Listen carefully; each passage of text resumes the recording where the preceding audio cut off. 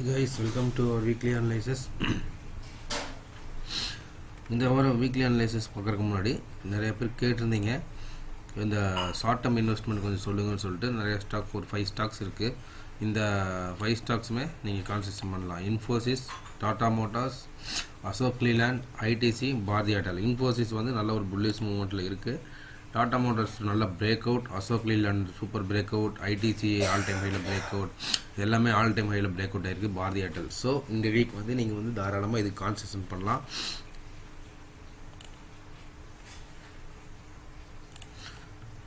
இப்போ இன்ஃபோசிஸ் பார்த்தீங்கன்னா super move போயிட்டுருக்கு. இப்போ பாருங்கள், இங்கே ஒரு ஆல் டைம் ஹை இருக்குது. அது ரொம்ப வருஷத்துக்கு அப்புறமே வருது, ஒரு 1 இயருக்கு அப்புறமே வருதுன்னு சொல்லலாம். உங்களுக்கு வந்து இன்ஃபோசிஸ் ஒரு டார்கெட் எதுவும் இருக்குன்னா இது ஆல் டைம் ஹை தான் டார்கெட்டாக இருக்கும். இங்கேருந்து ஒரு ஸ்மால் கரெக்ஷன் கண்டிப்பாக வரும். ஸோ இந்த இடத்துக்கு வரும்போது நீங்கள் இன்ஃபோசிஸை புக் பண்ணிக்கங்க. அடுத்தது டாடா மோட்டார்ஸ், நல்ல ஒரு பிரேக் அவுட். இதை ஃபாலோ பண்ணுங்கள். இன்ஃபோசிஸ் டாடா மோட்டார்ஸ் ஃபாலோ பண்ணிக்கங்க. இதே மார்க்கெட் இங்கிருந்து கீழே கரெக்ஷன் அப்படியே வருது அப்படின்னா இந்த இடத்துக்கு வரும்போது மறுபடியும் ஆவரேஜ் பண்ணுங்கள். அகெயின் இட் வில் கோ அப். ஓகேங்களா?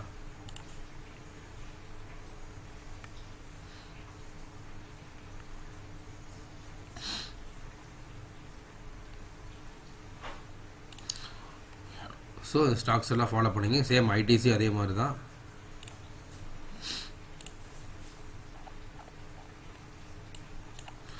ஆல் டைம் ஹைக்கு மேலேயே பிரேக் அவுட் பண்ணியிருக்கு. ஸோ சின்ன கரெக்ஷன் வருது அப்படின்னா, கரெக்ஷன் இல்லை, ரீடெஸ்ட்மெண்ட் கொடுக்குது அப்படின்னா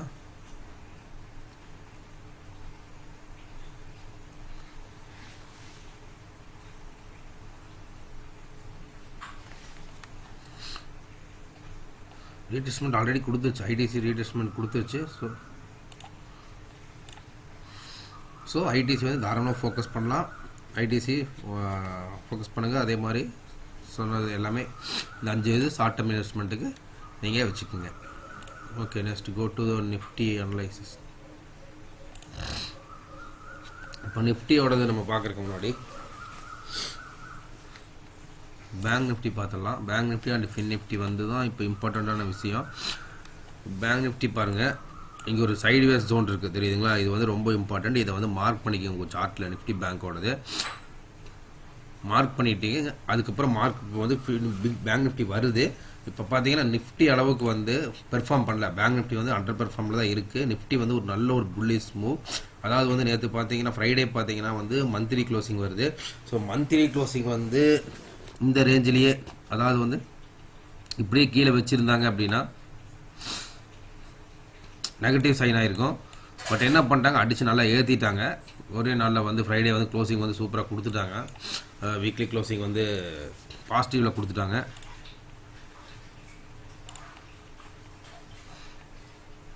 பாருங்கள், வீக்கு வந்து இப்போ லாஸ்ட் வீக் எங்கே இருந்துச்சோ அதே இடத்துக்கு கொண்டு வந்து மறுபடியும் அடுத்த இந்த வீக்கோடது கொண்டு வந்து நிறுத்திட்டாங்க. ஸோ புல்லிஷ் சைன் கொண்டு வந்துட்டாங்க. ஸோ க்ளோசிங் வந்து பாசிட்டிவாக தான் கொடுத்துருக்காங்க.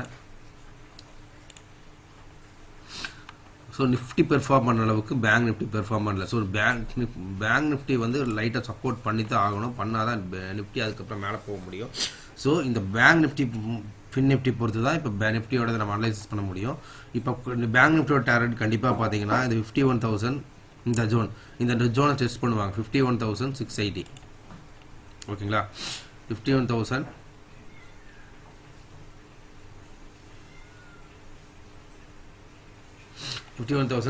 வச்சுக்கோங்க. இந்த 51,700 பேங்க் நிஃப்டி டெஸ்ட் பண்ணோம். இதை டெஸ்ட் பண்ணதுக்கப்புறம்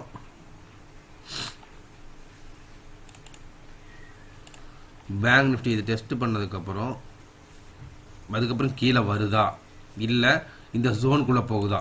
இந்த ஜோனுக்குள்ளே வந்துட்டாங்க அப்படின்னா, இந்த ஜோனுக்குள்ளே வந்துட்டாங்கன்னா அடுத்த டார்கெட் இதுவாக தான் இருக்கும். இந்த ஜோனுக்குள்ளே வந்துட்டாங்கன்னா அடுத்தது வந்து பேங்க் நிஃப்டி புல்லிஷாக இருக்கும்.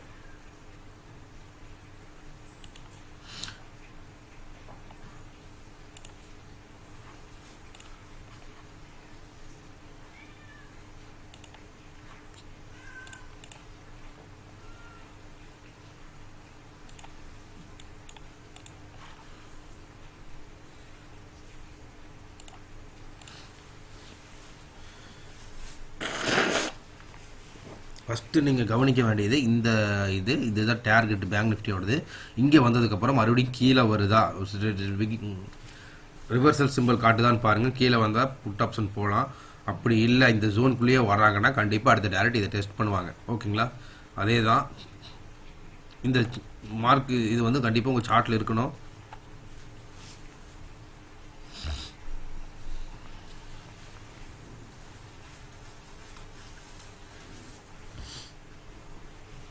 தென் ஃபின் நிஃப்டி சேம் அதே மாதிரி சைடு ஜோன் தான், பேங்க் நிஃப்டியோடதே மாதிரி தான். இதையும் மார்க் பண்ணிக்கங்க. அடுத்து ஃபின் நிஃப்டி வந்து கண்டிப்பாக இதை டெஸ்ட் பண்ணும். இதை டெஸ்ட் பண்ணி ஃபின் நிஃப்டி இந்த ஜோனுக்குள்ளே வந்துட்டாங்கன்னா அடுத்தது வந்து கண்டிப்பாக இதை வந்து டெஸ்ட் பண்ணுவாங்க. ஓகேங்களா, அதுக்கப்புறம் இந்த ஜோனுக்குள்ளே வந்தாலே அதுக்கப்புறம் ஆட்டோமேட்டிக்காக புல்லிஷ் ட்ரெண்டுக்கு புல்லிஷ் இதுக்கு வந்துடுவாங்க. அப்போ இவங்களும் புல்லிஷ்குள்ளே வந்துட்டாங்கன்னா நிஃப்டி வந்து சொல்ல வேண்டியதில்லை. ஓகேங்களா, ஸோ நிஃப்டி வந்து அதுக்கப்புறம் அடுத்தது அடுத்த டார்கெட் போயிடும். நிஃப்டியோட இந்த நான் சொன்ன பர்டிகுலர்ஸ் இது எல்லாமே நடந்துச்சுன்னா அடுத்தது வந்து நிஃப்டியோட டார்கெட் வந்து 25,000 கண்டிப்பாக போயிடும் நிஃப்டி. அதில் எந்த ஒரு சந்தேகம் இல்லை. நிஃப்டியோட டார்கெட் 25,000 தான். ஓகேங்களா, 25,000. அதுக்கப்புறம் அந்த ஜோனுக்குள்ளே போயிட்டாங்க, புல்லிஸ் ஆயிடுச்சுன்னா அடுத்து 25,400. ஓகேங்களா, ஃபஸ்ட்டு 25,200 நிஃப்டியோட டார்கெட், அடுத்து 25,400. இன்கேஸ் அவங்க வந்து பேங்க்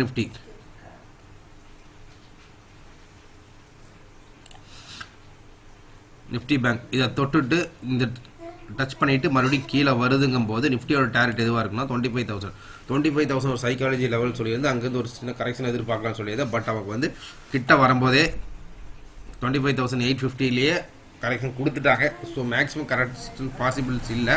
இது ஒரு டபுள் டாப் மாதிரி தான் ஃபார்ம் ஆயிருக்கு. 1 to டபுள் டாப் ஃபார்ம் ஆயிருக்கு. பட்டு இப்போ அந்த டபுள் டாப்பில் கரெக்ஷன் வருமானு கேட்டால் கண்டிப்பாக அதுக்கு வாய்ப்பு இல்லை. ஏன்னா ட்ரெண்டு வந்து நல்லா பாசிட்டிவில் இருக்குது. ஸோ இப்போ வந்து டபுள் டாப்பில் கரெக்ஷன் எடுக்கணுங்கிற அவசியம் இல்லை. ஓகேங்களா, டபுள் டாப்பில் எடுக்கணுங்கிற அவசியம் கிடையாது. ஸோ உங்களுக்கு வந்து கஷ்டம் 25,000 பாருங்கள். அதே டைமில் 25,000 பேங்க் நிஃப்டி அந்த லெவல் சைட்வேஸ் லெவலில் டச் பண்ணுதான்னு பாருங்கள். அங்கேருந்து கரெக்ஷன் வந்துச்சுன்னா சைக்காலஜியில் ஒரு சின்ன கரெக்ஷன் வரும். ஓகேங்களா, இது வந்து ஃபஸ்ட்டு டேர்ம்ஸு. செகண்ட், அந்த மாதிரி கரெக்ஷன் வந்து ரெண்டுமே ஃபின் நிஃப்டி பேங்க் நிஃப்டி கீழே வருதுன்னா அப்புறம் நிஃப்டி கண்டிப்பாக கீழே கொண்டு வருவாங்க. அப்படி கொண்டு வரும்போது ஒரு சின்ன கரெக்ஷன் தான் வரும். ஓகேங்களா, அதுக்கு அப்படி கரெக்ஷன் வந்து 25,400 அடுத்தது பிரேக் பண்ணுறாங்கன்னா அடுத்தது வந்து இந்த பட்ஜெட் டேவோட லோ. ஓகேங்களா, பட்ஜெட் டேவோட ஹையை மார்க்கெட் டெஸ்ட் பண்ணிடுச்சு. பட்ஜெட் டேவோட டெஸ்ட் பண்ணுறதுக்கு வாய்ப்பு இருக்குது. பட் ட்ரெண்டு வந்து பாசிட்டிவாக இருக்கனாட்டி இது எல்லாமே கரெக்டாக நடக்குமான்னு சொல்ல முடியாது. அப்படி கீழே வந்தால் அந்தளவுக்கு பெரிய கரெக்ஷன் வந்து 25,400 பிரேக் பண்ணுது, 24,400 பிரேக் பண்ணுதுன்னா அடுத்து இந்த பட்ஜெட் டேவோட லோ தான் டார்கெட்டாக இருக்கும். பட் இதுக்கெல்லாம் மேக்ஸிமம் பாசிபிலிட்டிஸ் கிடையாது. மேலே போகிறதுக்கு தான் பாசிபிலிட்டிஸ் இருக்குது. ஏன்னா ஆகஸ்ட் சீரீஸ் வந்து கொஞ்சம் ஈஸியாக தான் இருக்குங்கிறது என்னோடய கணிப்பு. ஸோ ஏன்னா எல்லாமே பிரேக் அவுட்டாக இருக்குது. இந்த முக்கியமான ஸ்டாக்ஸ் எல்லாம் நல்லா பிரேக் அவுட் கொடுத்துருக்கு. ஸோ மார்க்கெட் மேலே போகிறதுக்கு தான் அதிக வாய்ப்புகள் உள்ளது.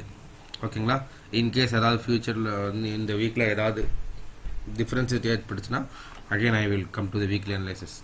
ஓகேங்களா, ஸோ இந்த வீக்லி அனலைசிஸ் வந்து ரொம்ப சிம்பிள். எதுக்காக சொல்லிச்சுன்னா நிறைய பேர் 25,000 சைக்காலஜியில் வந்து மார்க்கெட் கிராஷ் ஆகும் சொல்லிட்டு இருப்பாங்க.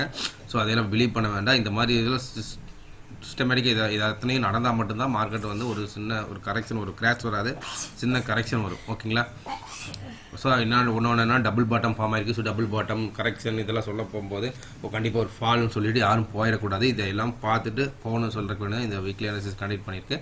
ஸோ இதுதான் விஷயங்கள் மேட்டர்ஸ். ஸோ இதை வந்து கேர்ஃபுல்லாக பார்த்துக்குங்க. உங்களுக்கு வந்து பேங்க் நிஃப்டி ஃபின் நிஃப்டியில் கண்டிப்பாக அந்த சைடு ஜோன் மார்க் பண்ணிக்கிங்க. அதை பேஸ் பண்ணி தான் அடுத்த ட்ரேடே நீங்கள் போகணும். Okay, thank you.